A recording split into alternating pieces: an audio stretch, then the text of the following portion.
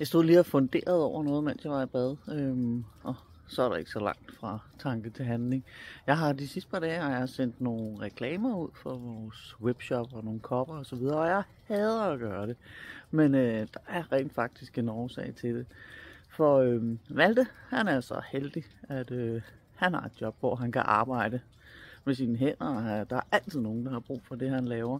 Men min job i Danmark, det har været en eller anden form for lederstilling og butikschef og koordinator og kundeserviceansvarlig og sådan noget. Alt sammen ting, som jeg overhovedet ikke kan bruge, mens vi rejser rundt her. Og følelsen af ikke at kunne spæde nogen penge i kassen, den er altså bare ganske afskyelig. Så jeg er kreativ. Og derfor så for flere år siden, der lavede jeg faktisk webshoppen, så den har eksisteret i årevis. Men jeg har bare været rigtig, rigtig dårlig til at reklamere for den, fordi jeg har det bare sådan, at folk skal helst ikke tænke, nu skal de bare tjene nogle penge på et eller andet og sådan noget. Men den har været der hele tiden. Og faktisk efterhånden, som jeg har lagt de her reklamer for kopper ud, så er der nogen, der har skrevet, ej, du skulle også putte nogle hippie-lamper ud, fordi at, de er mega fede og sådan noget. Så der kommer nok flere ting i webshoppen, men det er faktisk min måde at prøve at supplere den her rejse og den her tur og hvad vi nu laver. Det her liv er det jo blevet til. Supplere det med nogle penge. Fordi det er det eneste, jeg kan gøre lige nu i hvert fald.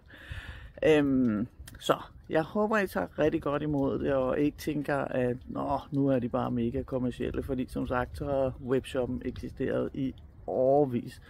Og jeg tror, når jeg sælger en kop, så tjener jeg 20 kroner eller sådan noget.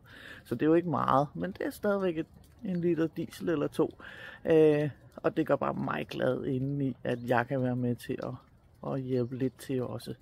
Udover at lave videoer, som jeg jo selvfølgelig har som mit hovederhverv. Det er jo ikke et erhverv, fordi jeg elsker at gøre det, og det gør mig glad, når I skriver til os og sådan noget, og er glad for videoerne. Så det ser jeg egentlig ikke så meget som et arbejde, men webshoppen er måske lidt, og i hvert fald min måde at prøve at tjene lidt penge på, så det ikke kun er Malte, der knokler. Så undskyld, hvis jeg spammer jer med det, men det er faktisk nogle ret fede ting, der er derinde.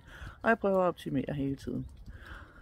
Og så lige, I kan faktisk også få lavet nogle kopper, som er personlige. Så hvis I sender en mail på evaogmalte@gmail.com, så kan I få en med jeres hund, eller jeres sure chef, eller hvad I nu har lyst til. Så laver jeg en til jer.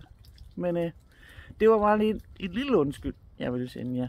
Og at der er en mening med, hvorfor at jeg har sendt reklamer ud de sidste par dage.